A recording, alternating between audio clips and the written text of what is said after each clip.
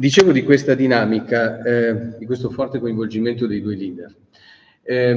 Colpisce però il fatto che proprio a ridosso dell'ammissione al voto delle donne, Marino Moretti scrivesse che questo voto concesso alle donne in Italia non era però stato adeguatamente maturato dalla componente femminile. Giudizio molto severo, in cui Moretti istituiva un distinguo molto forte tra il successo che aveva portato al voto in Gran Bretagna le donne e quello che invece accade in Italia, dove nonostante in realtà, e qui Moretti ridimensionato l'impegno soprattutto di area socialista per questo tipo di esito, così come ridimensiona molto tutto il movimentismo cattolico femminile che comunque aveva una tradizione piuttosto lunga. Ecco, ma tuttavia lui dice non c'è la maturazione sufficiente, arriva come concessione ma non come esito di una conquista. Teniamo presente comunque questo giudizio perché al di là delle criticità intrinseche rende ben conto di una situazione, questa sì reale. Il voto arriva alle donne senza che le donne siano complessivamente pronte e direi senza che la componente maschile stessa sia preparata ad affrontare la questione in maniera convincente. Ci sono un'infinità di attestazioni in ordine a questo. A me colpisce anche soltanto osservare come per esempio Palmiro Togliatti, quando si trova a dover tenere il primo comizio davanti a un uditorio femminile, dichiari di non essere preparato ad affrontare questo tipo di situazione. Pensava che fosse l'equivalente di quello che finora aveva fatto, ma non è così. E le donne stesse si trovano in difficoltà, ci sono figure molto mature, ma ci sono anche ragazze che hanno il problema di capire come andare vestiti al seggio, e questo è l'unico vero orizzonte, quello che veramente le preoccupa. Ci sono donne che ritengono inopportuno pronunciarsi a livello elettorale. Le testimonianze poi dirette sono molte, sono state raccolte da diverse studiose, quindi abbiamo una siloge molto importante. Io devo necessariamente rinviarvi alla letteratura pertinente. Patrizia Gabrielli, ad esempio, è forse la più importante tra le studiose che si è occupata di questo tema. Ma oggi, nello specifico, a noi interessa il problema delle immagini. E a livello di immagine, quello che ho rilevato è che sembra effettivamente di poter ravvisare un'analogia tra questa impreparazione e il problema stesso di figurare il femminile nella cartellonistica politica, di creare una cartellonistica politica rivolta al femminile o che rappresenti il femminile. Nel 1946 questo è un problema estremamente complesso. A noi sembra semplice, non è così perché si tratta di creare un oggetto completamente nuovo e di creare un immaginario che non esiste e di crearlo in maniera che raggiunga l'obiettivo comunicativo. Quindi capite la complessità.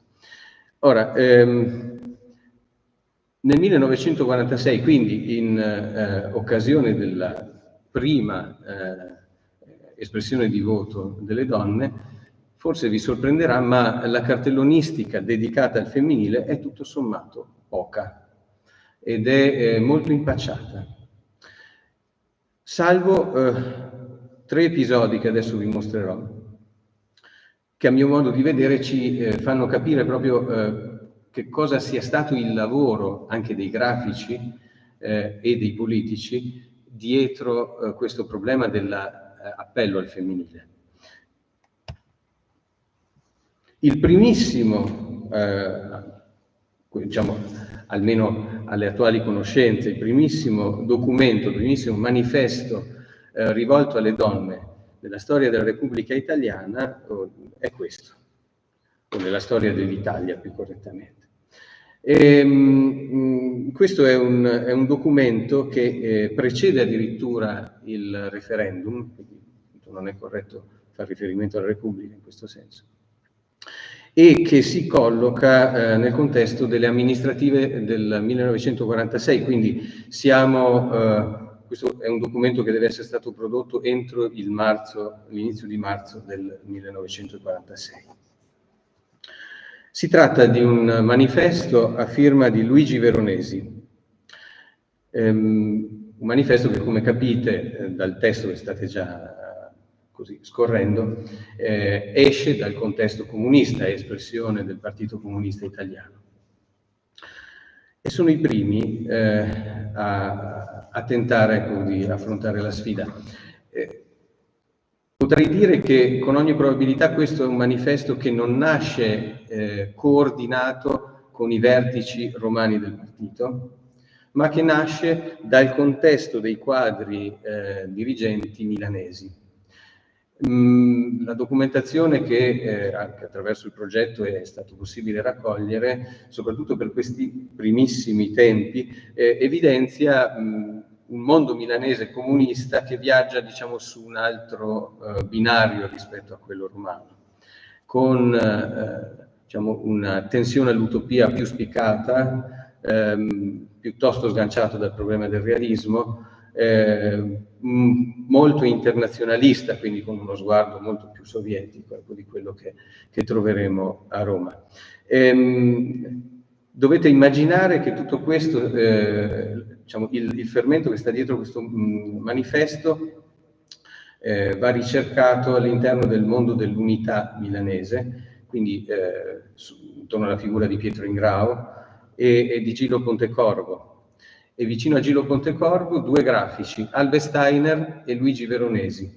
Il nostro Veronesi è una figura molto interessante, diciamo che è un uomo che entra in rapporto con il mondo socialista tramite la sorella, ecco, e arriva, diciamo, al comunismo solo dopo aver vissuto l'esperienza partigiana. Nel 1946 evidentemente il gruppo che si muove intorno a Ingrao ritiene che sia opportuno intervenire con un manifesto rivolto alle donne. È una novità assoluta, come dico. E che cosa viene prodotto? Viene prodotto un oggetto che, come vedete, è abbondantemente scritto, non presenta uno slogan di particolare impatto, ma piuttosto un'argomentazione, discorsivo, come ci insegnava Edoardo Novelli, è il cartellonismo comunista. Logico, se volete. Quindi l'appello è donne italiane votate. L'elemento analitico e di commento è: solo un municipio guidato dai lavoratori può soddisfare le vostre aspirazioni contro la reazione, contro la democrazia, per la libertà, per il progresso. Votate per il Partito Comunista Italiano, chiaramente. L'immagine ci presenta una donna lavoratrice dei campi, che però, vedete, compare soltanto a mezzo busto ed è quasi sommersa, no, dalle spighe. E poi sopra di lei è l'unico elemento cromatico molto forte, invece, un'altra donna che è seduta alla macchina da cucire. L'elemento cromatico rosso della donna che cuce viene poi ripreso nella parola votate, quindi c'è una forte connessione fra quell'immagine e il voto. Le donne italiane sono scritte in verde e così abbiamo anche ottenuto, vedete, che i colori il tricolore è stato in qualche modo ribadito. Era un tema problematico per il comunismo, appunto, a fronte dell'internazionalismo, comunque presentarsi anche come forza nazionale. La questione della emersione dal grano non è un dato puramente esornativo. Ritornerà di lì a qualche mese in quest'altro manifesto di Mirko Basaldella, questo invece realizzato proprio per il referendum, quindi per le elezioni politiche del 1946. La questione del grano a questa data è un appello chiarissimo al problema dei lavoratori agricoli, che fa parte comunque uno dei punti politici più forti, ecco, del comunismo italiano.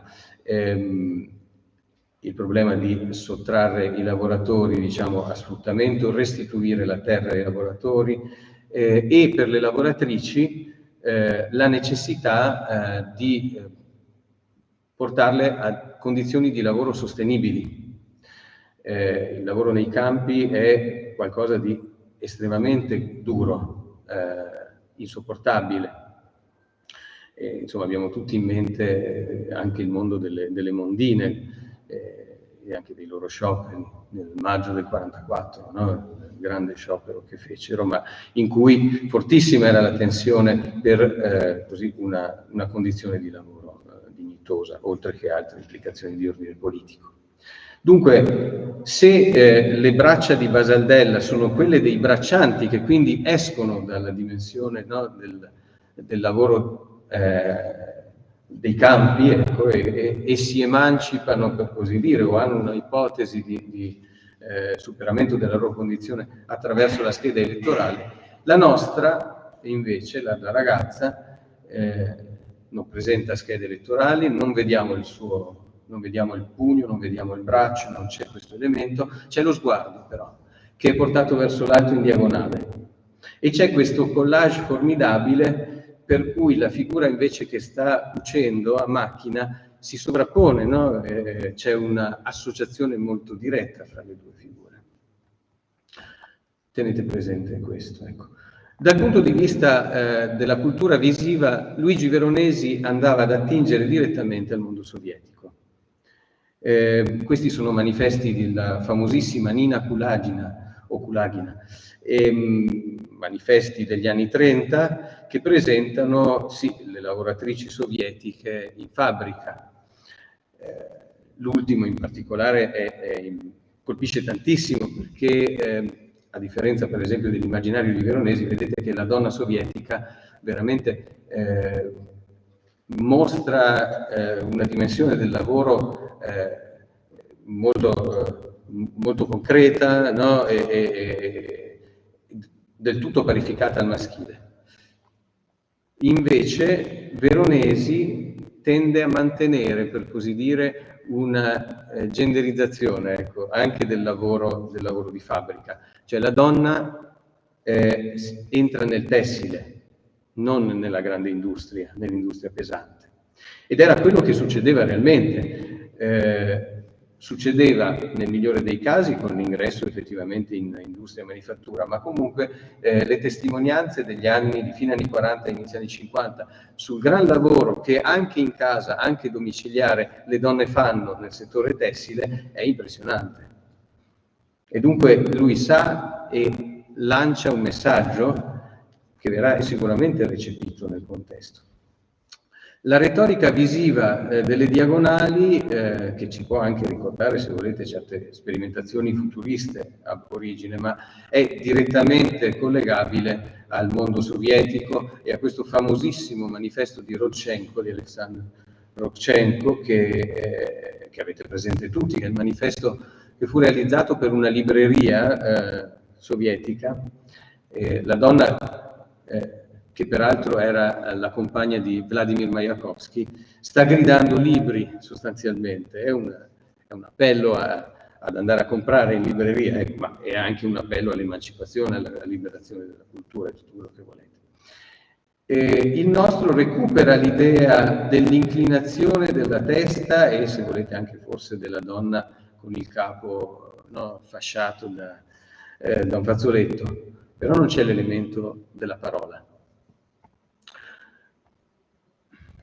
L'elemento della parola ritornerà qualche anno più tardi, nel 1951, in quest'altro manifesto, decisamente più debole, se volete, dal punto di vista strutturale, e però mi piace farvi vedere come in sostanza, ecco, il mondo di Rodchenko all'interno dei settori comunisti italiani continua a lavorare. Il manifesto di Rodchenko è del 24, quindi si metabolizza con un certo ritardo. E fate caso come poi la pubblicità si appropria subito, fagocita e disattiva, no? Quello che era un gesto fortemente connotato in senso identitario e lo trasforma nel grido della massaia che annuncia che Homo, cioè il detersivo, è addirittura migliorato.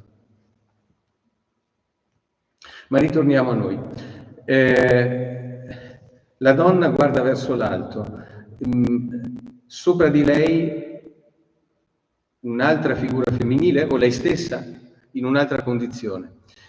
Mi colpisce che uno dei temi del dibattito di questi anni appunto fosse proprio, e lo sappiamo perché poi arriverà nel 1950 anche una legge per le lavoratrici madri, funzionale a sottrarre le madri ai lavori, diciamo, incompatibili con le loro possibilità anche fisiche.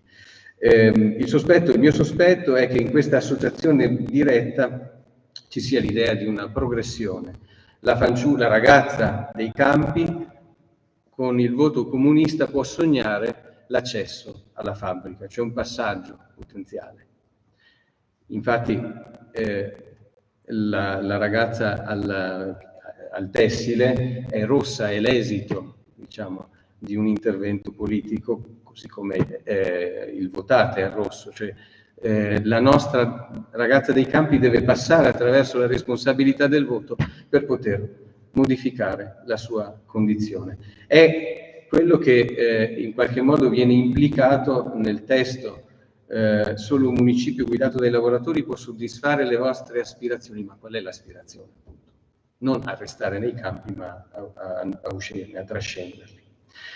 E che ci fosse nella cartellonistica comunista milanese questo slancio utopistico e anche il tema del sogno, quindi della proiezione del futuro, mi viene confermato da quello che è il pandan realizzato da Albesteiner, l'altro manifesto che vedete a destra, pandan del primo. Lo capite anche perché la componente testuale è tutto sommato analoga.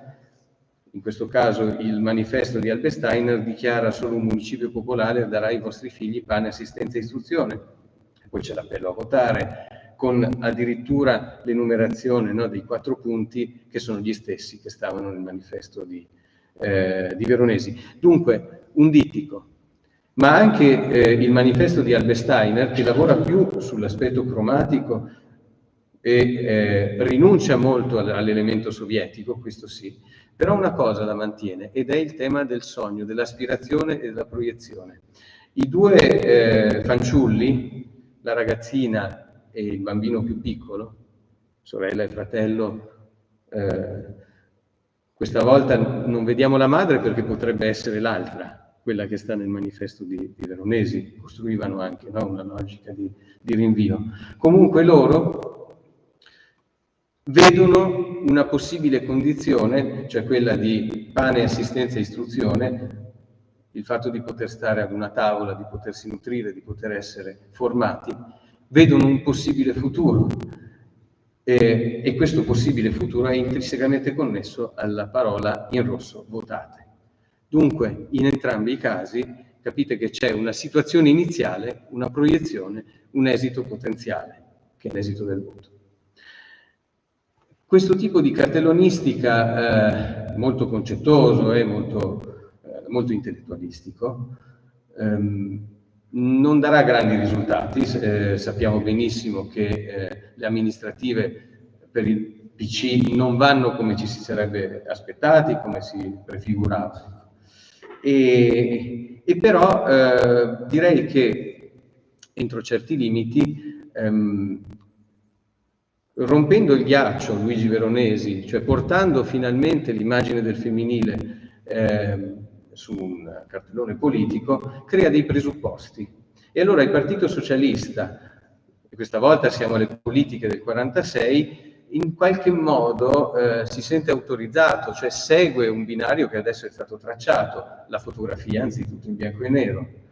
Non certamente le soluzioni troppo sovietiche, però questa idea di un'intensità della donna, che peraltro potrebbe essere stata anche in questo caso frutto di un'elaborazione di Luigi Veronesi, perché Veronesi si muove anche in ambito socialista, Comunque questa idea molto più sobria del cartellone che vedete qui a destra è debitrice comunque del contributo di Veronesi.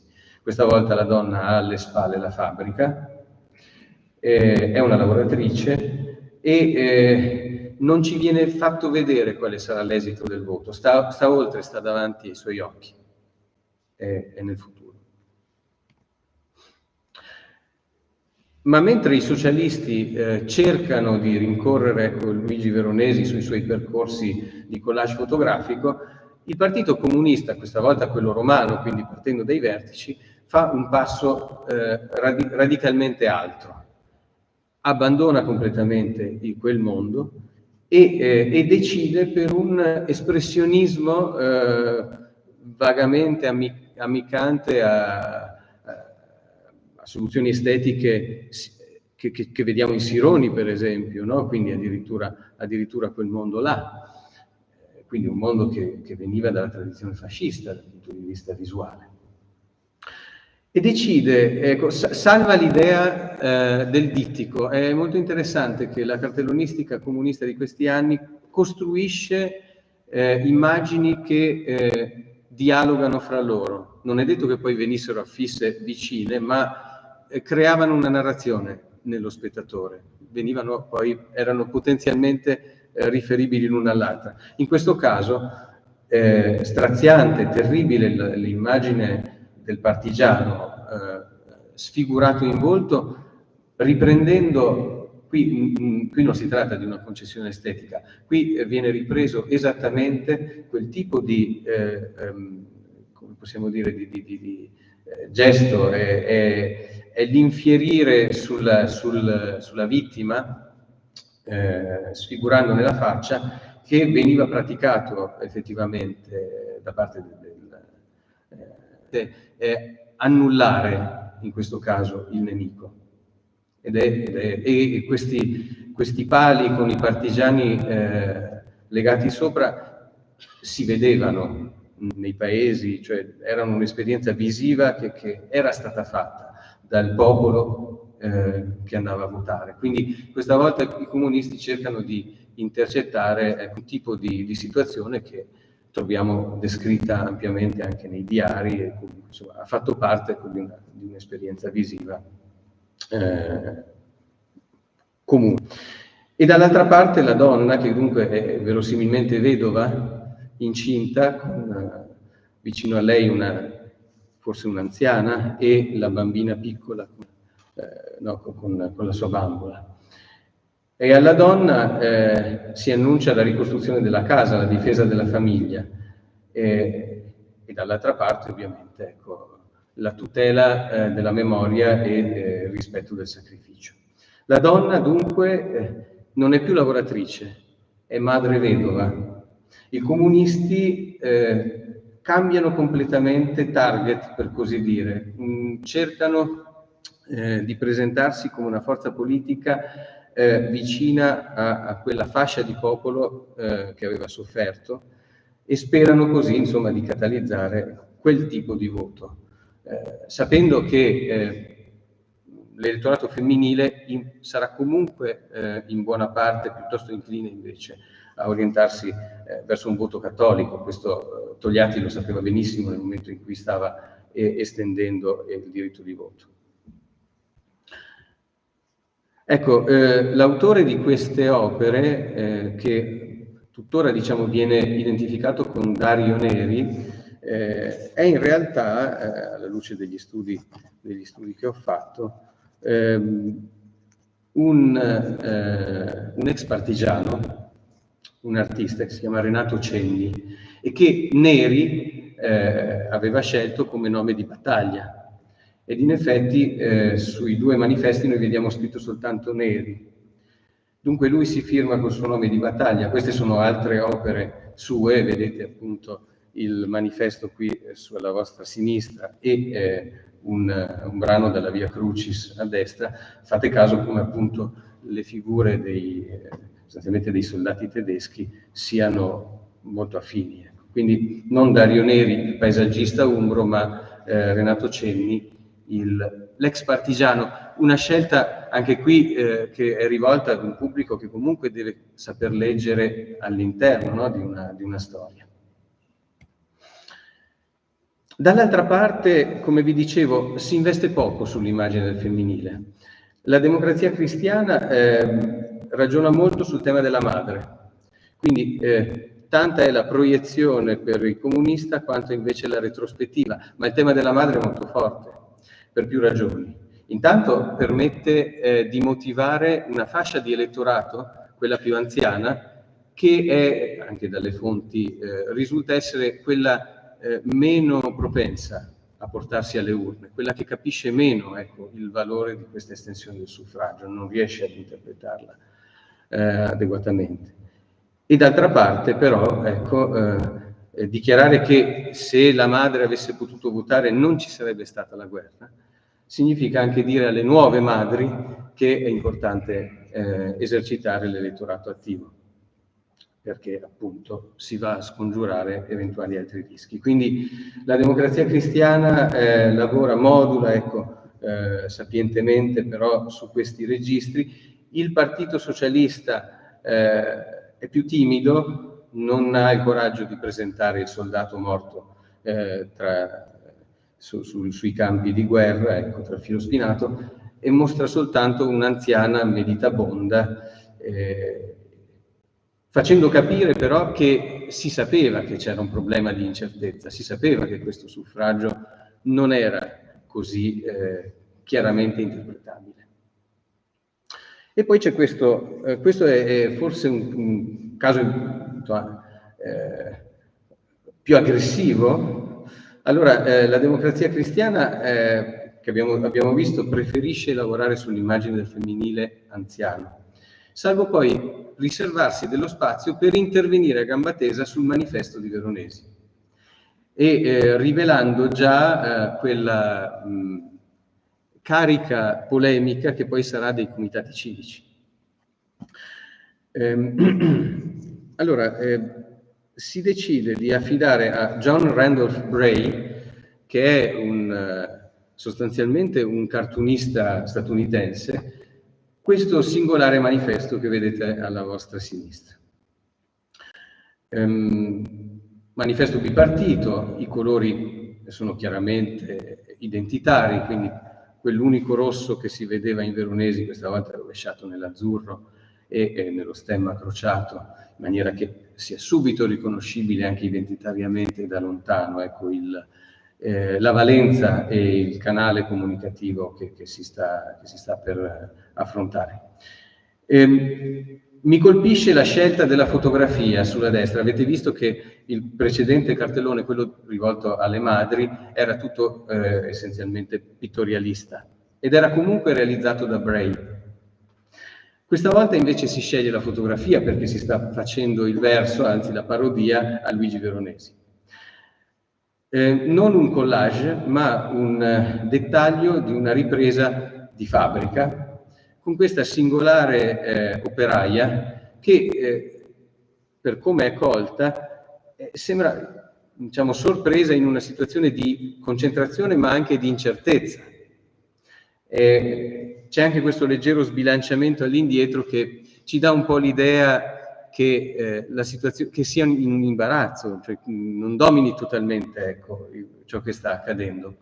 C'è questo pezzo, non sa bene che cosa si deve fare con questo pezzo, lo sta scrutando. Ma c'è anche un elemento parodistico ulteriore. Non esiste un'operaia con il capello ondulato alla Rita Hayworth. Quindi, dentro l'immagine dell'operaia si va ad inserire invece l'immaginario del femminile, che è quello invece ricercato dalla Democrazia Cristiana, che preferisce la moglie e la madre, ma non certo la lavoratrice operaia.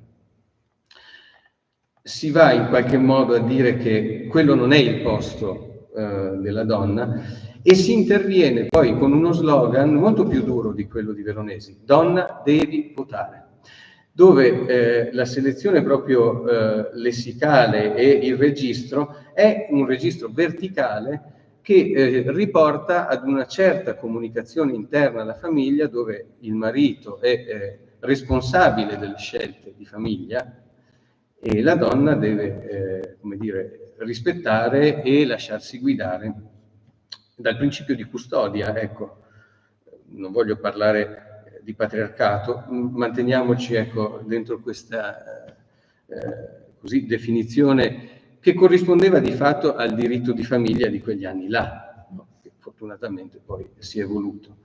La donna è, lo dicono, abbiamo fior di interviste, la donna è inferiore, c'è la convinzione ferma, anche coloro che sono piuttosto disposti a mettersi in discussione dicono è quasi come noi, però un po' meno, però non è proprio abilitata a fare certe cose, non è proprio così sicuro che debba arrivare al voto. E allora allora la DC interviene con questo perentorio devi votare e con questa cosa dei dadi, il tema del gioco, che porta tutto su un piano ludico, no? Rispetto invece alla serietà del voto che Veronesi aveva costruito. Ho presentato anche qui a vostra destra uno è un fotogramma, l'altro invece una tavola. Sono due lavori di John Randolph Bray, così vedete, ecco, questo è un cartellonista che è un fumettista e cartoonista che è stato tenuto in forte considerazione per esempio da Disney. Siamo in quel modo là. Vi lascio allora qui i due manifesti uno accanto all'altro per farvi vedere, ecco, come comincia la contesa sul tema della donna. Non sono sicuro che qui ci siano le donne, quelle reali, ecco, perché poi il mondo delle donne reali, quello che esce dai diari, è assai più complesso, assai più drammatico, però in questo momento la politica decide di investire in questa, così. Il 48 segna un'evoluzione abbastanza decisiva, ma oltre che un'evoluzione ci presenta in alcuni settori il radicalizzarsi delle riserve rispetto al voto femminile. Oltre a Moretti, anche un Giovannino Guareschi, per esempio, si era espresso in maniera estremamente negativa nei confronti del voto femminile. È famosissimo quel brano in cui dice: ma mia moglie, come possiamo dire che cosa voterà? Ieri mattina dal panettiere aveva deciso che era socialdemocratica, poi nel pomeriggio era comunista, la sera ha incontrato un'amica e è diventata democristiana. La volubilità della donna è tale che il suo voto è quanto mai improbabile ed incerto. E un altro autore, diciamo, satirico come Iacovitti, nel periodico Gran Macel, ecco, non fa che rincarare la dose. Allora, che cos'è questo Gran Macel o Macel? È un foglio satirico che parodizza uno dei rotocalchi più importanti di quegli anni, che era Grand Hotel. Grand Hotel, rivista che, questo mi colpisce molto, nelle interviste alle donne di quegli anni si dice che le donne devono leggere i rotocalchi, che non devono leggere libri, perché loro non sono titolate a farsi quel tipo di cultura. Grand Hotel è il periodico per la donna, così come veniva concepita. E sì, dicono che devo ampliare giustamente. Ecco, quindi pieno di flirt, di donne appunto che sembrano uscite dalla cinematografia statunitense e di uomini impeccabili che corteggiano e così dialogano, giocano, ecco, il gioco della seduzione. Dall'altra parte Iacovitti con il suo Grand Macel però recupera questo tema del maschile e femminile. La cosa che mi impressiona è che questo grande macello, che saranno le elezioni del 48, vedete che sotto c'è terno secco 18-4-48 e il riferimento è al 18 aprile del 48, quindi alle elezioni. Questo grande macello porta la firma soprattutto del femminile, nel senso che noi vediamo 2 donne, un'anziana, una donna più giovane decisamente, e poi la fidanzatina che esce dal seggio, no, in braccio a questo suo giovane fidanzato con il baffetto alla Clark Gable, perché bisogna comunque ricordare che c'è Grand Hotel, no, dietro questo immaginario. Ecco, l'anziano signore distinto, ma è sostanzialmente il femminile che sta giocando un ruolo attivo nella votazione, ed è il ruolo che però porta al grande macello. Dentro questa rivista poi parodie anticomuniste, soprattutto le avventure di Nenninsky o di Togliatov, per esempio, insomma, spopolano, ma mi piaceva farvi vedere come Iacovitti, insomma, ha raccolto polemicamente questo tema della donna. A fronte di questo, la politica, quella seria, invece, continua a porsi il problema di come intercettare il femminile, perché tutto sommato il voto del 46 non era stato chiarissimo. Non si capisce quanto il femminile avesse dato, diciamo, voto alla monarchia, non si capiva quanto si orientasse realmente verso il cattolicesimo, si raccontano storie, per esempio, di monache che hanno votato comunista. C'è una situazione di forte confusione, almeno dal punto di vista dei partiti, la necessità di fare in modo che l'elettorato si polarizzi secondo le indicazioni di partito. E allora il tema che esce più forte da destra come da sinistra è comunque il tema della donna nella famiglia come diciamo, funzione attiva della ricostruzione nazionale. Perché in fondo quel nucleo, cioè quello della ricostruzione, è ancora attualissimo.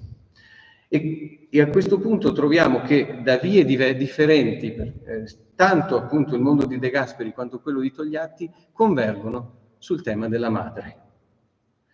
La maternità, chiaramente in ambito democristiano, e quindi la donna madre non ha bisogno di commenti, ha una sua diciamo, struttura metafisica incrollabile e una fortissima articolazione nel magistero sociale della Chiesa. E dall'altra parte Togliatti deve un po' inventare questa situazione e Togliatti sa una cosa, sa che l'emancipazione del femminile, almeno questo lo dichiara Dampier, diciamo in maniera assolutamente solida, l'emancipazione del femminile è necessaria per l'instaurazione dello Stato democratico, dice, è indissolubile il nesso fra l'una e l'altra questione. E però un'emancipazione del femminile che perde il tema della madre a Togliatti spaventa, perché nella ricostruzione le madri sono tante, sono appunto fondamentali per tenere il tessuto sociale radicato. L'abbiamo già visto, appunto nel 46 poi alle politiche scelgono la madre, no? E allora si va in questa direzione da orizzonti divergenti.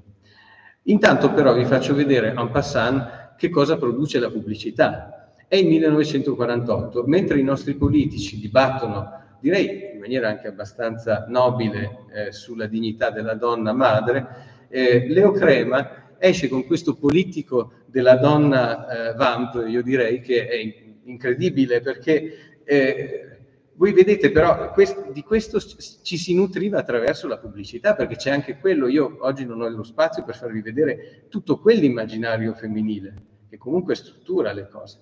Allora qui abbiamo veramente un politico dei ruoli del femminile, che però nulla ha a che vedere con la ricostruzione di un'Italia appena diventata repubblicana. C'è la signorina grandi firme sui campi da sci, no? E la stessa signorina grandi firme al mare come sirena dall'altra parte. E questa è la signorina bionda. Poi c'è la signorina invece mora, che è donna di casa e madre, no? Con questa centralità. Ecco, l'unica cosa che fanno è riservare il fornice centrale alla madre. E poi c'è l'uomo, che è un uomo di lusso, no? Lo vedete così sbarbato, ma insomma certamente poco padre di famiglia e un uomo di vita, e ci chiediamo quale sia la relazione con l'una e con l'altra donna, ecco, ma questo rimane abbastanza aperto. Però è evidente che Leo Crema gioca anche in maniera ironica su un femminile che è quello di Grand Hotel. Allora voi capite che scarto c'è e che volontà di costruire uno scarto c'è quando la Democrazia Cristiana chiede a Đudović di realizzare questo, che è uno dei manifesti, diciamo, cardine della campagna del 48. Non si rivolge necessariamente alla madre, nel senso, o alla donna, perché si può rivolgere anche all'uomo, però è fortemente femminile e fortemente materna l'immagine, che poi è anche l'immagine della DC stessa, no? Ci sono livelli semiotici che interagiscono qui. Đudović ci presenta una donna che è del popolo, quindi si porta alla base e va a toccare il nervo scoperto anche del settore comunista, se volete, no? Ed è la donna popolana con la figlioletta che guarda verso il bambino più piccolo, in questo dialogo che iconologicamente ci ricorda chiaramente il dialogo fra San Giovannino e il Cristo bambino in braccio alla Vergine Maria, insomma, non abbiamo dubbi al riguardo. Dal punto di vista stilistico, quello è l'aspetto iconologico, ma anche stilisticamente la composizione stessa che Đudović va a mettere in campo cerca di far ricordare delle referenze che potevano anche essere conosciute ad un pubblico ampio, perché potevano stare anche nella camera da letto in una oleografia o su qualche immaginetta, la Madonna Sistina di Raffaello e la Madonna delle Arpie di Andrea del Sarto, che per noi è forse una ricercatezza, ma per quegli anni aveva una sua circolazione, perché poi ciò che circola oggi non è esattamente, anche a livello di storiografia moderna, non è quello che circolava allora. C'erano i Santini, no? E quindi Đudović lo sa, ed è importantissimo che la comunicazione intercetti qualcosa che è già nell'occhio dello spettatore, perché familiarizza, perché veicola poi tutta una serie di valori non detti, ma implicitati. Questa è la Democrazia Cristiana. Dall'altra parte il Partito Comunista, che chiaramente non può fare ricorso a tutto questo retroterra semiotico iconologico, e però ha bisogno del tema della famiglia, che è madre, padre e figlioletta in questo caso, quindi c'è uno sbilanciamento sul femminile, dove là avevamo il figlio maschio, no? In braccio. Ecco. E c'è questa cosa, sempre per salvaguardare, diciamo, per salvaguardare la distinzione, la figlioletta in braccio al padre. La madre è compagna, è anche colei che ha dato la vita, ma essenzialmente la compagna.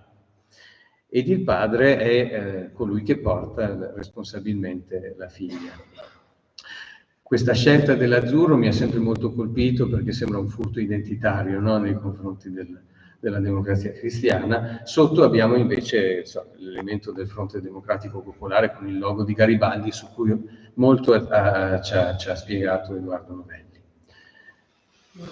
La madre con la figlia, questa volta senza padre, al suo perché, ritorna nei manifesti dell'Unione Donne Italiane, che è l'equivalente del Centro Italiano Femminile Cattolico, no? Sono due grandi strutture associazionistiche femminili dell'Italia di questi anni.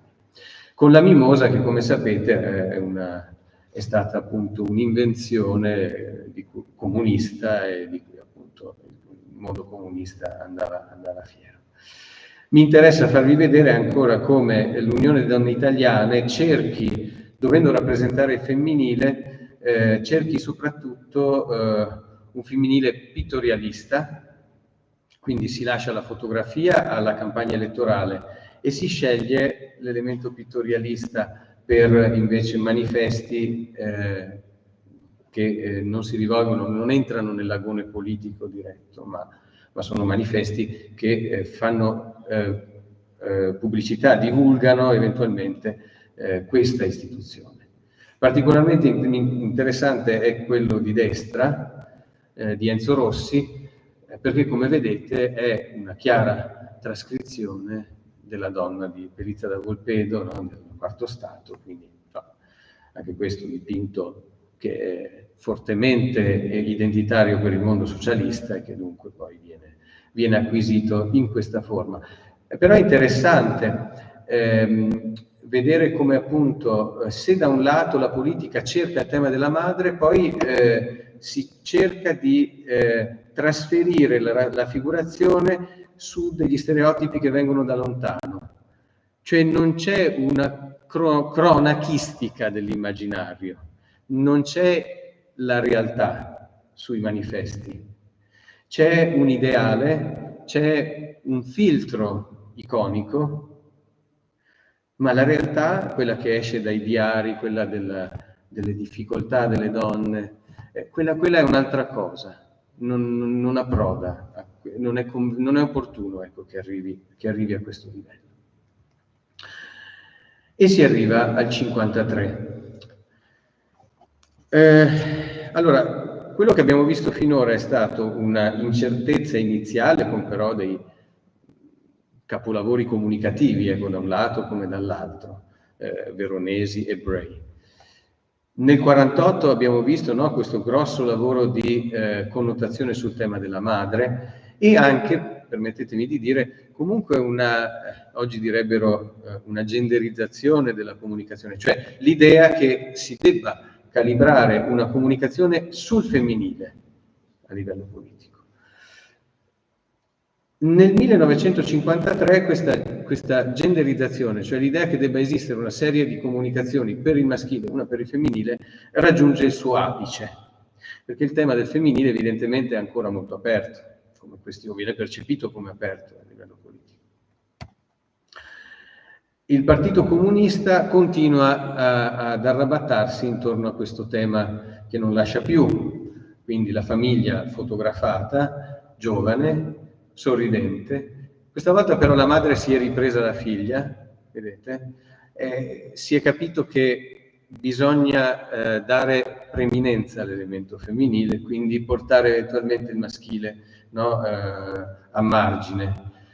La figlia vestita di rosso, ecco, quindi il futuro deve essere necessariamente comunista, però di fatto il binario era già tracciato nel 48 e non c'è una grandissima varietà. Ecco. L'unica cosa, dal tema della pace che connotava il Fronte Democratico Popolare siamo passati al tema dell'inganno, ed è effettivamente la campagna del 53, quella costruita sulla legge truffa, sul tema appunto del disvelamento dell'inganno, dello smascheramento della falsificazione, no? del nemico che dissimula, ecco, è un tema molto forte. È come se i comunisti cercassero qui di rovesciare quello che era stato un tema cardine invece dei comitati civici, come ci ha fatto vedere Edoardo Novelli, più deboli però i comunisti rispetto appunto alla retorica dei comitati civici. E poi si selezionano anche manifesti totalmente parlati, totalmente scritti, e in questo è un tratto identitario molto interessante, che non esiste per la Democrazia Cristiana, e che mi fa pensare molto a quello che si trova scritto anche in alcune indicazioni per gli attivisti comunisti, laddove si dice agli attivisti: quando vedete un po' di persone radunarsi di fronte a un manifesto, siate pronti a dare ragione, a spiegare quello che è contenuto. Io non credo che fosse soltanto un contenuto iconologico quello che doveva essere spiegato. Io penso che avessero molto in mente giornali murali e manifesti parlati, e quindi che l'attivista dovesse essere pronto proprio a caricare ulteriormente il messaggio ad uso di un pubblico che peraltro poteva anche essere analfabeta in alcuni casi, quindi poteva esserci anche bisogno di una mediazione linguistica. Interessante il Partito Socialista Italiano nel 1953 rivolgendosi alla donna, sceglie anche lui il parlato, molto scritto, molto testo, molta argomentazione. E però questo inserto che mi sembra, anche per ragioni, diciamo, così, di storia intellettuale, mi colpisce molto, no? Tocca le mie corde di modernista, questo disegno da Raffaello, non di Raffaello, anzi questo disegno non esiste in questa forma, ma una mano anonima simula un disegno preparatorio per la Madonna del Prato di Vienna, di Raffaello, e serve essenzialmente per portare di nuovo il tema della maternità, ma la maternità non attraverso la fotografia, non attraverso un'immagine originale creata nell'oggi, no, attraverso il recupero di una tradizione fortemente identitaria, nazionale, che è quella del Rinascimento, la cultura del Rinascimento italiano. In questo il Partito Socialista seguiva una linea che era stata già tracciata dall'Unione Donne Italiane, in questo manifesto che precede di poco, se volete, quello socialista, realizzato per il congresso del marzo 53.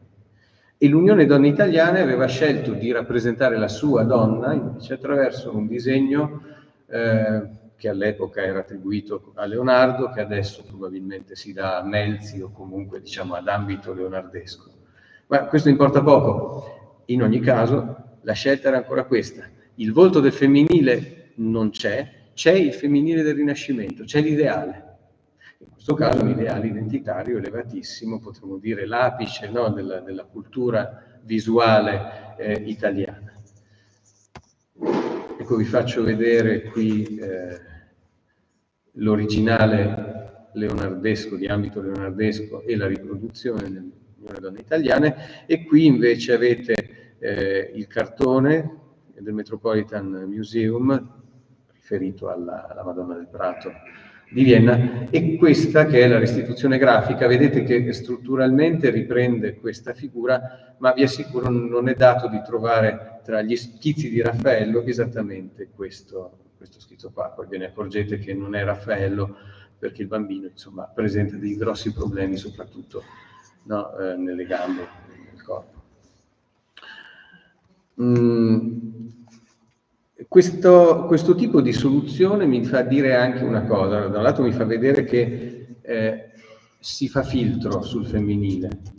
È difficile che il femminile, quindi, come già ho detto a proposito del 48, riesca ad arrivare nella sua verità in manifesto.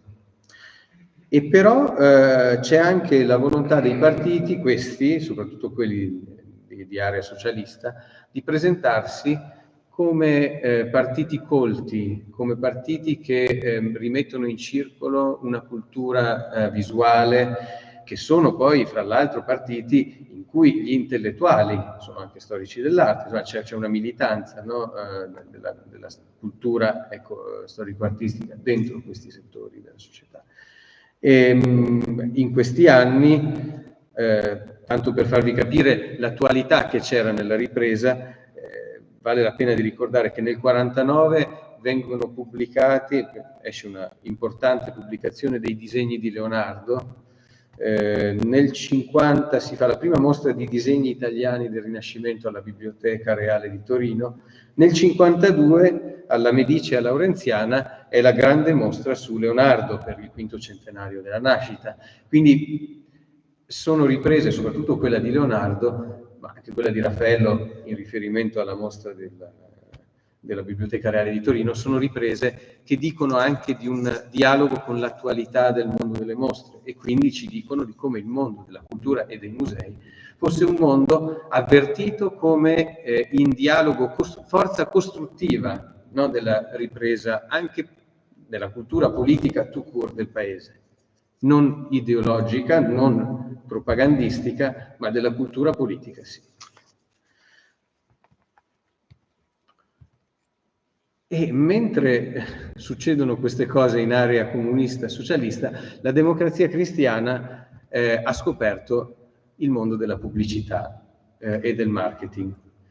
E quindi costruisce per la prima volta l'idea di una campagna elettorale seriale. Abbiamo, faccio già vedere che, ecco, questi due manifesti che vi faccio vedere, che poi commenterò, facevano parte di una serie di manifesti, tutti con questa gabbia grafica, diciamo, più o meno simile. Forse i nostri due si sganciano un po' per via della struttura verticale della figura, però l'elemento connotativo è il bollo con vota Democrazia Cristiana, vota Libertas, e l'elemento della scritta Democrazia Cristiana in basso. È poco, ma è sufficiente a far sì che lo spettatore percepisca la serie di manifesti come una serie analoga a quella della pubblicità.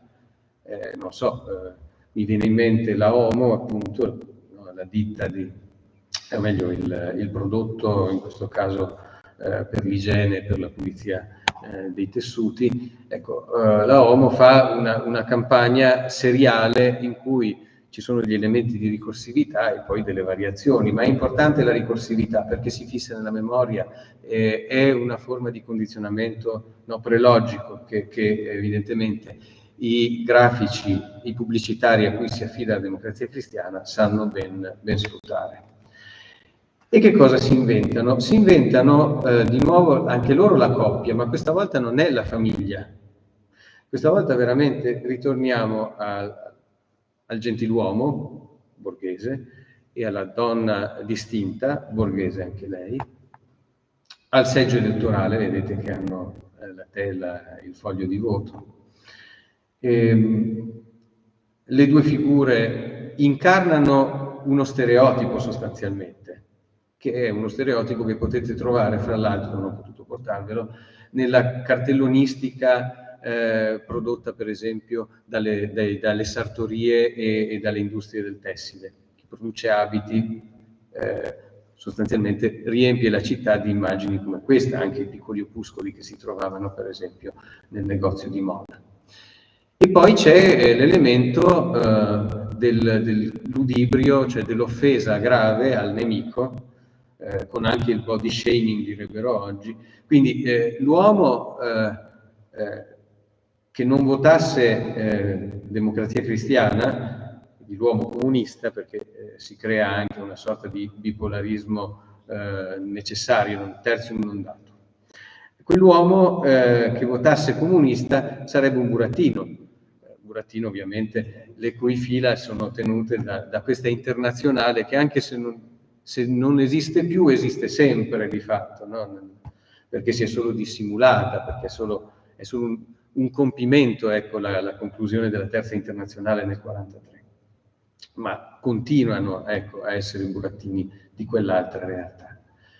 E sulla donna italiana fate caso. Allora, il valore dell'uomo, perché l'uomo deve votare Democrazia Cristiana? Perché in questo modo lui consolida la sua dignità. Quindi c'è un appello di tipo morale, no? Molto forte, quasi umanistico, si vorrebbe nelle intenzioni. La donna invece deve votare Democrazia Cristiana perché se no la sua femminilità può essere compromessa, cioè si diventa come quella figura là. Voi capite che la considerazione della donna è molto bassa in questo tipo di retorica. Laddove l'uomo è rispettato, la donna, anche quella che vota Democrazia Cristiana, comunque viene svuotata, no, di pensiero. E la sua femminilità si riduce alla corrispondenza ad uno stereotipo, che poi sarà lo stereotipo del carosello, se volete. Questo tipo di body shaming, la derisione del comunista, non riguardava soltanto la cartellonistica, attraversava per esempio le pagine di una rivista come il Travaso delle Idee, rivista satirica. Qui vi faccio vedere una vignetta dove vedete che c'è Palmiro Togliatti che sta passeggiando ovviamente in compagnia di Rita Montagnana, che è questa donna ultra corpulenta, no? Che vedete qui sulla destra, con il Mattarello, Arcigna, si vuole caricare, ecco, e anche appunto deridere, ecco, la Montagnana in ogni modo, per la sua fisicità e per il fatto che è costretta a subire la relazione fra Palmiro Togliatti e Nilde Iotti, che è invece la ragazza, no, che va anche lei a braccetto di Palmiro, però sull'altro lato. E in tutto questo l'onorevole Fernando Santi non trova di meglio che ammiccare al nostro Togliatti dicendo: ma sai che Rita è Bonaforte, facendo riferimento a Rita Hayworth. Cioè, siamo proprio in quello che veniva definito il gallismo italiano, no? L'apprezzamento di strada praticamente. E sul gioco dell'omonimia fra Rita Hayworth e la Rita Montagnana, ecco che donna Rita si risente e dice: c'è poco da sfottere. Questo per farvi vedere, insomma, che cosa era anche il consumo visuale e dunque come poi questi cartelloni andassero a cercare di intercettare quel tipo di sensibilità. Un'altra situazione interessante, ancora una situazione seriale, mi piace farvi vedere come la Democrazia Cristiana nel 1953 lavori veramente con una macchina di tipo pubblicitario, sembra che stia vendendo un prodotto e questa volta è palese. Viene creato un'altra serie di manifesti, qui l'idea del brand non è affidata allo scudo crociato, ma proprio alla gabbia grafica, 2 fasce cromatiche, un alto e un basso, che servono a supportare il testo e un'immagine in bianco e nero. Questo è un furto fatto ai comunisti. E che cosa si fa? L'immagine in bianco e nero dovrà presentare, anche in questo caso, si direbbe volti reali, portare la realtà nel manifesto, ma anche in questo caso si tratta di una pura finzione, perché la fotografia è simulazione di realtà, è simulazione di presa diretta. Quello che viene portato in campo attraverso la macchina da presa è un campionario di stereotipi. Non è importante che sia realizzato con macchina da presa anziché con pittura o matita. Sono comunque stereotipi e stereotipi che, come vedremo, fanno riferimento al mondo della pubblicità e del cinema. Allora, non tanto, ecco, l'anziana popolana, che però corrisponde a un'idea di meridione in ogni caso, e va a intercettare così un tipo fisico. Sono le ultime anziane che si devono portare al voto verso la DC. Qui abbiamo appunto l'anziana mezzo busto, qui le 2 donne che fanno a maglia e che ecco, vengono incoraggiate a votare DC per più ragioni, per i loro figli o perché è ora di finirla con altri tipi di partiti, di opzioni partitiche. Colpisce moltissimo invece la figura centrale, questa fanciulla, la ragazza, che ci punta lo sguardo addosso. La cosa impressionante è che la televisione non ha ancora iniziato a trasmettere, la RAI insomma, diciamo, non ha ancora avviato le sue trasmissioni, eppure questo sembra un fotogramma di carosello, cioè sembra un fotogramma televisivo. C'è l'idea di bucare lo schermo e di arrivare fuori dallo schermo di carta, no? verso te che passi, e che devi fermarti per dare retta a lei e votare DC. Ma la serie era molto più estesa e l'elettore poteva essere così anche coinvolto in una sorta di gioco a collezionare, no, tutta la serie completa. Ma li ho visti tutti, sai che ne è uscito uno nuovo, per cui c'era anche il bambino che esultava perché era bellissimo sapere che il padre aveva votato DC, c'era il commendatore che insomma, con molta sicurezza trovava naturale votare DC, c'era persino il jazzista di colore con anche un po' questo volto caricaturale, volutamente caricaturale, e comunque insomma in musica ci dice che voterà DC. La retorica di questi manifesti era presa, diciamo, paro paro dalla comunicazione pubblicitaria. Ad esempio, ecco qui vi faccio vedere un caso, questa è la saponeria, no? Palmolive. e non diceva date retta a me la signora comunque elegante, comunque piacente, diceva ascoltate un consiglio amichevole, ma di fatto il gioco è sempre questo. La ragazza, che peraltro incarna uno stereotipo, che non è la ragazza qualunque, ci dà un consiglio amichevole e noi lusingati o convinti, ecco, dalla volontà di volersi identificare con lei, andremo su quel prodotto. Avete visto l'abbigliamento, no, della signorina? È il 1952 quando si girano Vacanze romane, quindi c'è una sincronia perfetta e William Wyler sceglie di abbigliare Audrey Hepburn proprio con un abito che sarà quello ritenuto dal cartellonista DC l'abito della ragazza emancipata, perché in fondo in Vacanze romane la principessa Anna, quando veste questi panni, sta sovvertendo le regole, si sta sganciando, si sta emancipando. Tutto tornerà all'ordine, chiaramente, quindi non si deve esagerare, però è quell'abbigliamento della libertà. E quindi ecco, è interessante il tipo di messaggio che si sta dando. Il messaggio deve intercettare una ragazza che ha il capello corto, che sta cercando di conformarsi a nuovi modelli. Modello americano, l'American Way of Life, che pian piano si radica anche attraverso appunto la diffusione di stereotipi visuali. Ed è curioso, a me diverte tantissimo vedere come, e qui c'è un caso di prestito dalla cartellonistica politica alla pubblicità. Le due pubblicità che vedete a destra sono più tarde rispetto al manifesto DC, vengono dopo il 56, ma lo capite benissimo, si fa pubblicità alla radio e televisione, quindi abbiamo bisogno che la televisione entri in gioco, no? Perché si possono avere questi manifesti. E si decide di recuperare il date retta a me, che a quel punto era diventato nella cultura popolare italiana probabilmente, no, una specie di tormentone, anche molto efficace.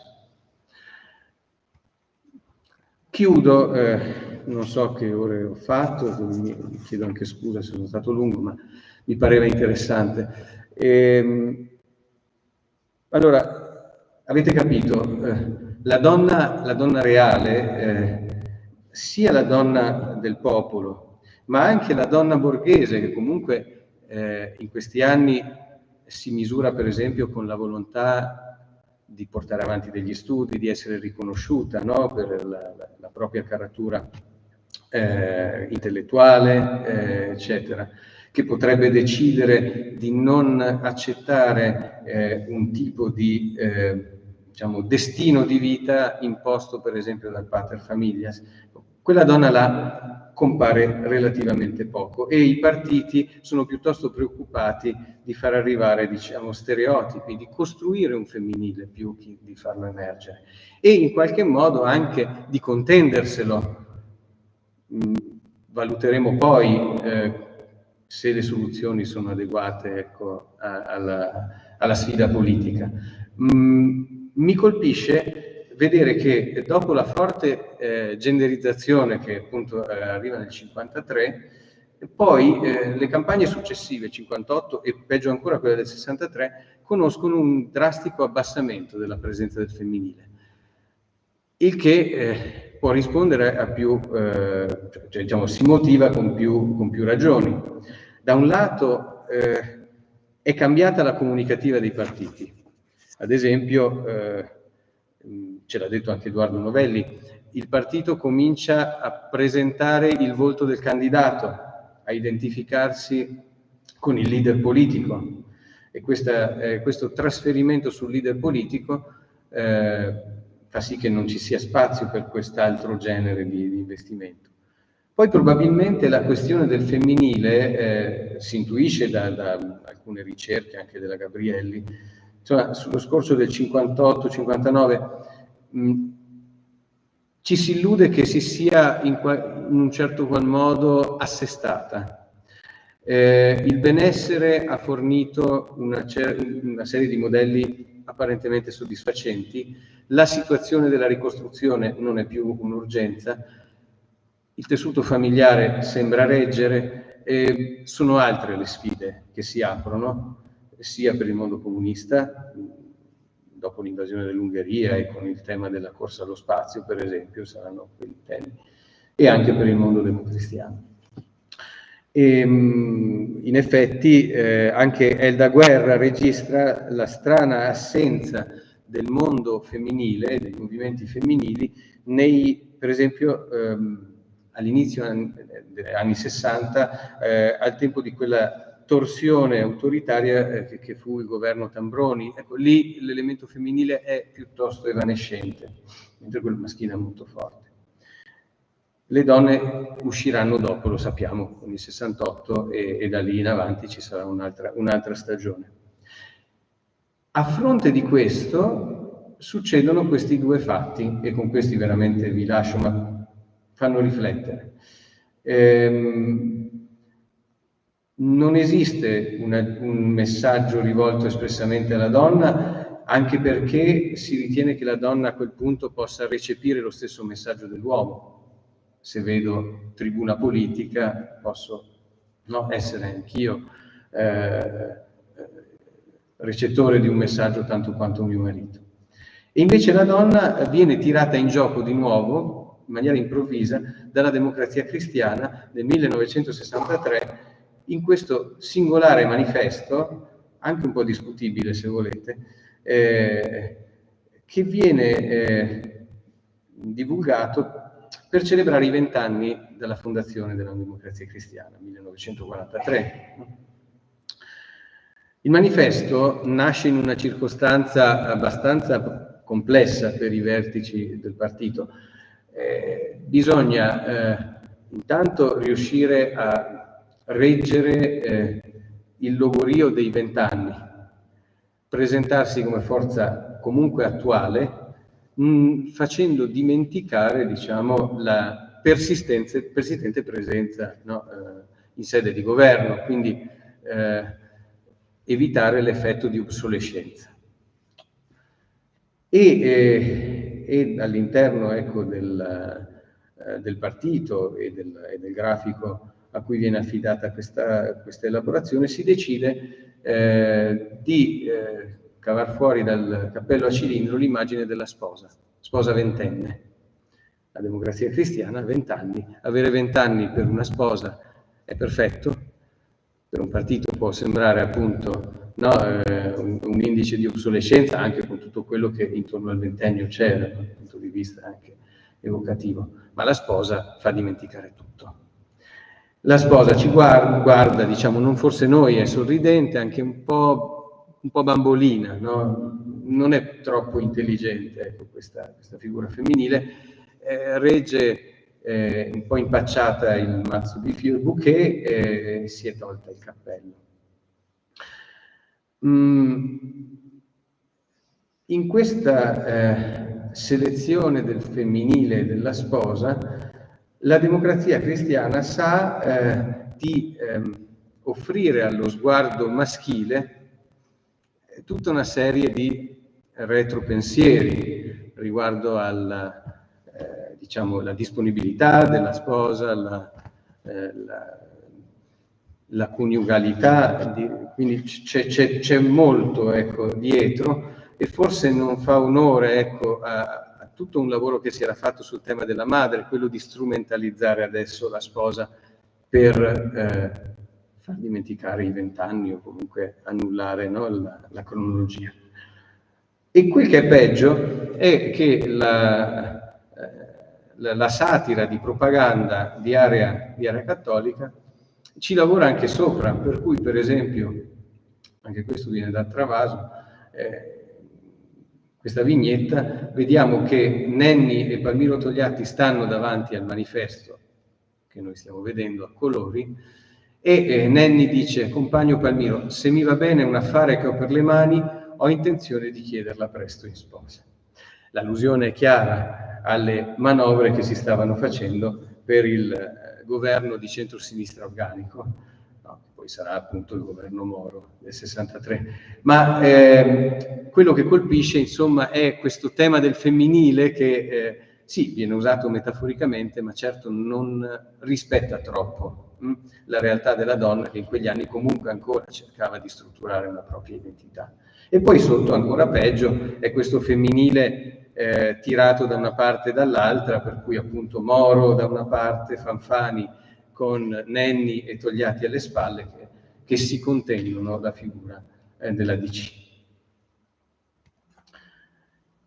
In tutto questo anche il Partito Comunista conosce però un abbassamento di slancio.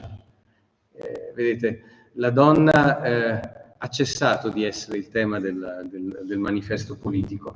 A questo punto il Partito Comunista, rivolgendosi ai suoi tesserati, o meglio a coloro che dovranno tesserarsi, crea una cosa molto piatta, quindi monocromo con riquadro a matita, ecco, dove non abbiamo più il lavoratore con la sua identità, una sua iconografia, o non abbiamo più la donna madre o la donna lavoratrice, abbiamo uomini e donne, la genericità di un partito di massa che ci sta dicendo che appunto non è più neanche necessario, ecco, farsi carico delle differenze che saranno, diciamo, eccedenti le possibilità del manifesto, quindi non si può stereotipizzare. Si fanno vedere i volti, dietro quei volti c'è un universo di elettorato potenzialmente vastissimo e diversificato. È una mossa che ha una sua forza, se volete, espressiva, ma dal punto di vista visuale è piuttosto debole. E molto viene affidato in effetti al testo. Abbiamo il testo appunto rivolto ai lavoratori e vabbè, quello alle giovani lavoratrici, in cui si dà conto delle prospettive, e le prospettive per cui ancora si deve lottare sono un lavoro stabile, retribuito, perché nonostante la legge per la lavoratrice madre del 50, ancora nel 58 la Piaggio imponeva alle sue dipendenti di impegnarsi in caso di matrimonio a scindere il contratto di lavoro. Il problema della retribuzione per il suo valore effettivo, perché la disparità dei salari era un'evidenza marcata, il problema di una società adeguata alle esigenze delle lavoratrici, madri, qui avrebbero dovuto dire, ma è implicitato, e qui sotto questa voce c'era il grosso problema degli asili nido e dell'assistenza all'infanzia connessa alla madre lavoratrice. E poi il tema, questo generale, togliattiano, dell'emancipazione della donna per un'avanzata democratica e socialista, perché come vi ho detto all'inizio, per Togliatti lo Stato democratico nasce soltanto nel momento in cui la donna ha raggiunto la piena emancipazione. Abbiamo percorso quindi non 20 anni, quasi 20 anni, ecco, di storia italiana, abbiamo visto gli andamenti visuali di questo femminile. Da qui in avanti si aprirà tutto il grande capitolo che segue il 68, che è quello del referendum sul divorzio, di cui ricorrono i 50 anni, e tutto il resto che diciamo, conosciamo o dovremmo conoscere meglio, ma è in fase di studio. Ma tutta questa è un'altra storia, e quindi rinvio ad altre circostanze. Vi ringrazio.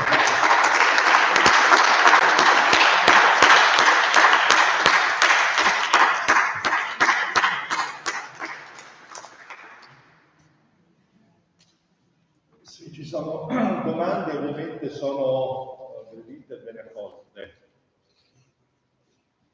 Io ne avrei una. Innanzitutto complimenti, molto interessante, molto bella la presentazione. Mi colpiva una domanda che forse non è stata presa in esame. Quanto sono state efficaci queste comunicazioni? Cioè il voto.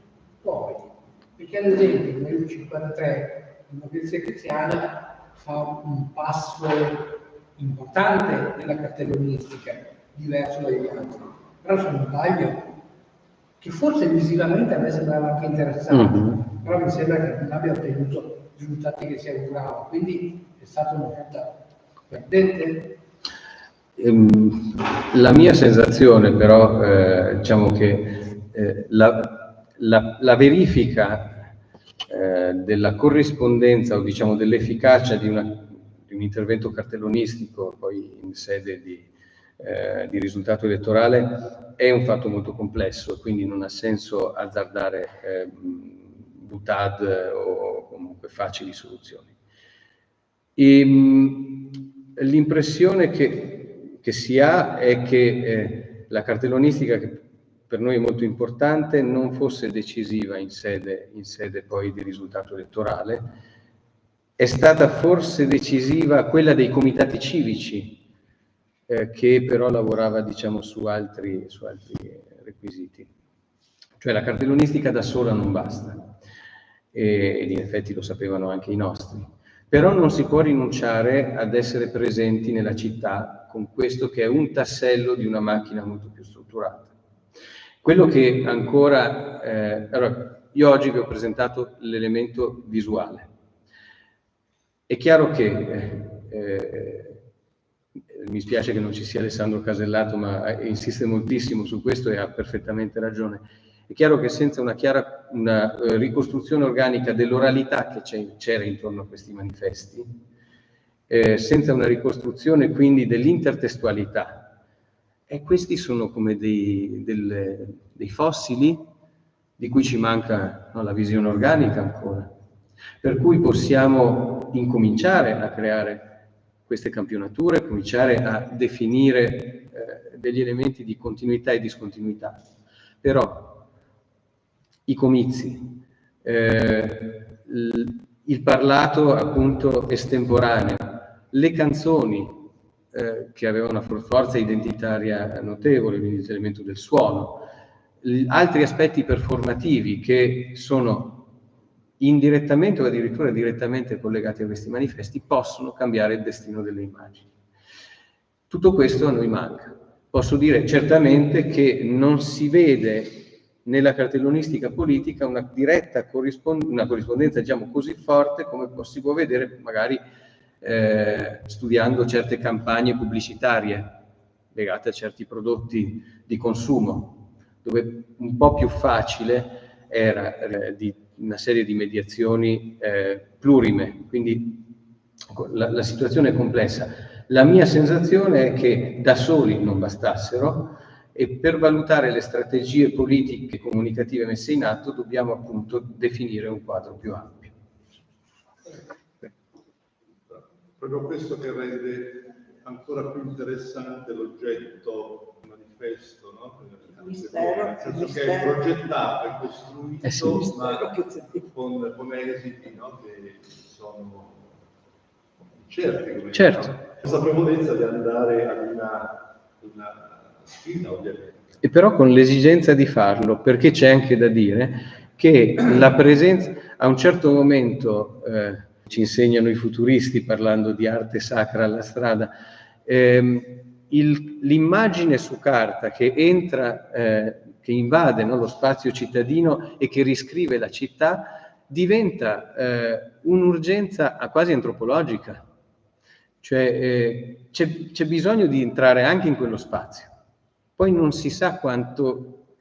Certe volte, se noi studiamo appunto una società dal punto di vista antropologico, ci accorgiamo di gesti che non sono direttamente diciamo, restituibili in termini quantitativi, non c'è una causa-effetto in termini di profitto, eppure si devono fare, perché fanno parte di un rituale collettivo, di una istanza o di regole. Una forma di autorappresentazione dei partiti, penso anche a dei manifesti più tardi dove proprio c'erano le foto dei leader. Esatto. Sì. Come anche degli slogan sottogenerati. Sì. Cioè quello è uno spazio a cui non si può rinunciare, c'è bisogno di entrare in quello spazio visuale. Io ho un'altra domanda. Questi manifesti della Democrazia Cristiana, che in una prima fase sono stati fatti anche con l'ausilio di uno statunitense, di una statunitense, questa collaborazione con personale, diciamo, di propaganda, anche legato agli Stati Uniti, continua negli anni successivi, perché, questa è la domanda, e me lo domando perché l'aspetto del consumismo è un aspetto americano e che viene mutuato nel discorso pubblicitario proprio dagli Stati Uniti, tant'è vero che si diceva, quando nascono i primi supermercati, comprare all'americana. Esatto, sì. Comprare all'americana vuol dire andare al supermercato, no? E quindi anche comprare di per sé il consumismo è mutuato dalla cultura statunitense. Siccome non è permesso che la democrazia cristiana lascia, diciamo, troppo... No, direi che è un elemento identitario. Il partito comunista... Sì, chiaro. Quindi c'è ancora questa si avvale, no? Anche se sarebbe bello, allora, i manifesti che vi ho fatto vedere del 53, per esempio, non ci dicono nulla sull'autorialità. E lì entriamo in una sfera di criticità proprio della ricerca archivistica sul manifesto, perché l'abbiamo visto anche nel progetto legato al Partito Comunista, pur avendo messo le mani sugli archivi centrali e così via, non è semplice riuscire ad avere documentazione che ci informi su chi materialmente ha prodotto l'opera.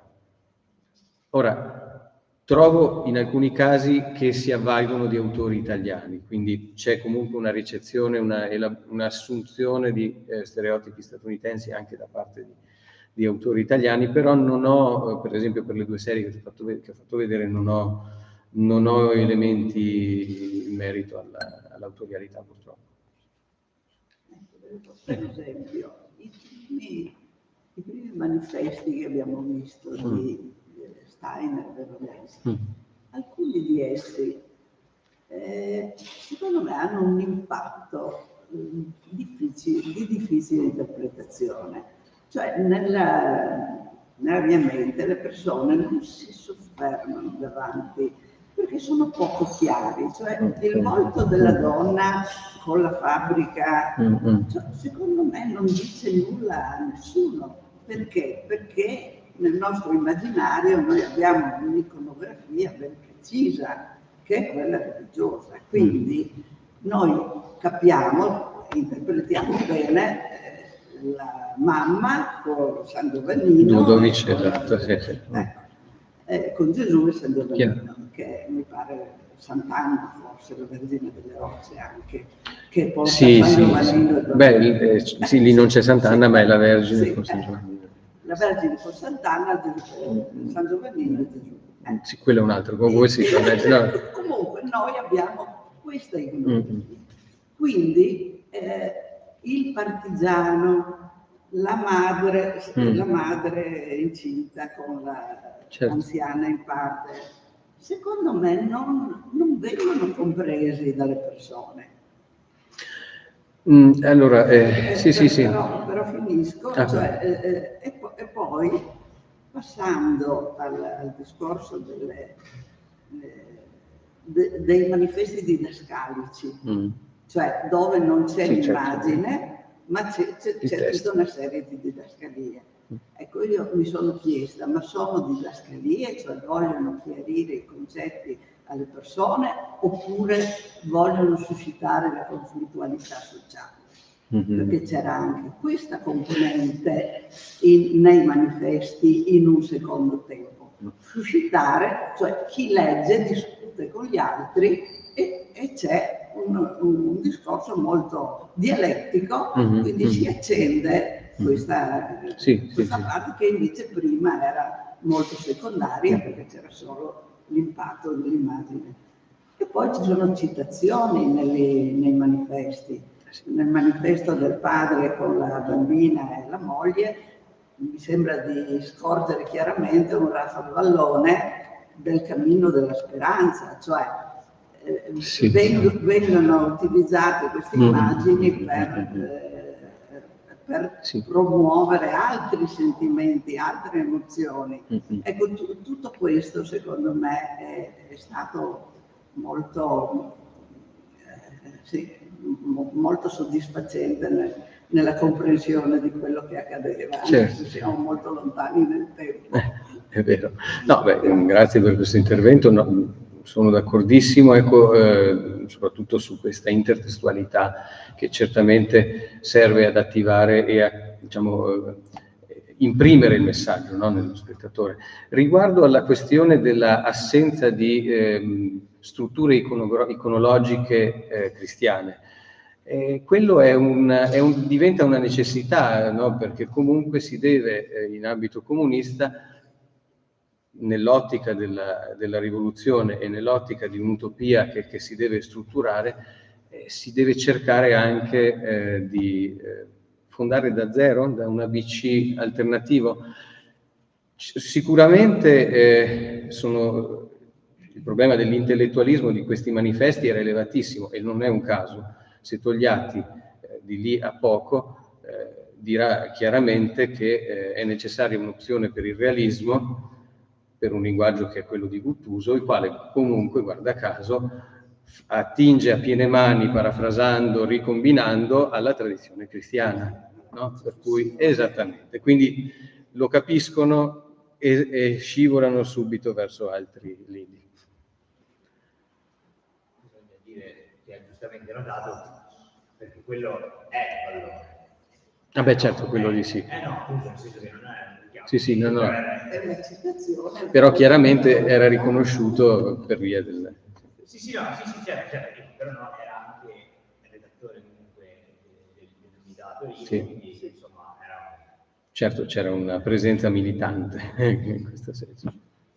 Però gli interventi del Signore interessanti perché, ad esempio, diciamo, il rapporto, no, con le forme del consumismo, no, nella campagna del 53 della Vicino, quel taglio anche dell'immagine fotografica, è un primo piano, no, sì. frontale, no, quasi, ecco, soprattutto ovviamente la ragazza, ma anche... Beh, qui c'è anche il gioco dell'uscita dal margine, no? Che basta poco.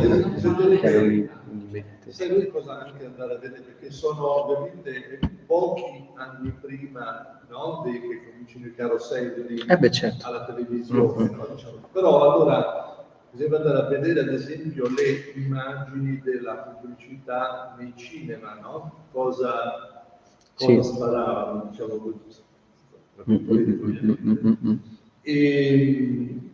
Perché poi, ecco, ad esempio, quando la signora diceva, giustamente ha riconosciuto Ralph Vallone, e però ad esempio l'immagine che diceva della donna con la fabbrica poteva tipo evocare, che ne so, una figura tipo realista. Sì, qualcosa di simile. Sì, ma la fabbrica non sapevamo, le donne non sapevano cos'era. Sì, forse dipende poi da qual è l'area, il contesto in cui viene calato la comunicazione. Questo sì.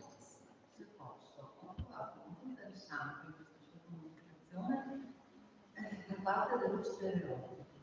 Questo alla fine ribadire delle immagini che vengono evocate da un lato e contemporaneamente riportate con continuità dentro un ruolo deciso naturalmente e sì, si evolve dal punto di vista grafico, iconografico, però nei contenuti rimane stabilito e prestabilito. Io ricordo velocissimamente, quando ero bambina, c'era una rivista che si intitolava L'Enciclopedia delle Fanciulla. Quando ho iniziato a vedere l'immagine della donna affascinante del cristiano, io ho visto esattamente le madri degli anni 60 come venivano indicate all'interno della rivista, i bimbi come venivano vestiti, gli arredi sullo sfondo e in questo caso un fascino restituito come questa una terribile, su fondo rosso, sì, certo. che potrebbe diventare un mostro alle Umbrie. Sì. Per cui, tornando e terminando, mi sembra che sia veramente molto interessante in questo suo studio queste indicazioni. Oltre a questo finale dell'Oteronici, votate e voterò, rimando il positivo, no, da un lato, io vi dico di votare, sì. E altri che hanno già finito di vivere, ma voteranno sì. in una città in movimento, perché lei giustamente ha sottolineato la serialità, no? Ma la serialità ha il senso anche di una donna alla milanese che sale sul tram e deve rimanere. Certo. Sì, Grazie, bellissimo.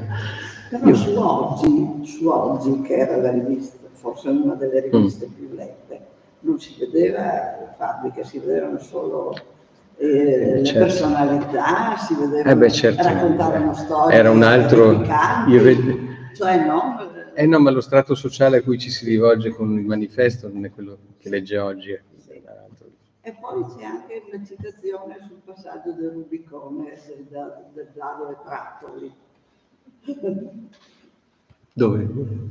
Quando ci sono i dadi. Il dado e tratto, sì, giusto. Sì. Lì non era ancora lanciato, si sperava che facesse il numero giusto. Va bene, cosa dite? Ci congediamo. Beh, mi fa piacere, grazie di questa restituzione. Il prossimo appuntamento è il 31 maggio. Il prossimo appuntamento è il 31 maggio con Massimo Di Raffoni sul futurismo e propaganda politica di carte. Bello, grazie, buonasera.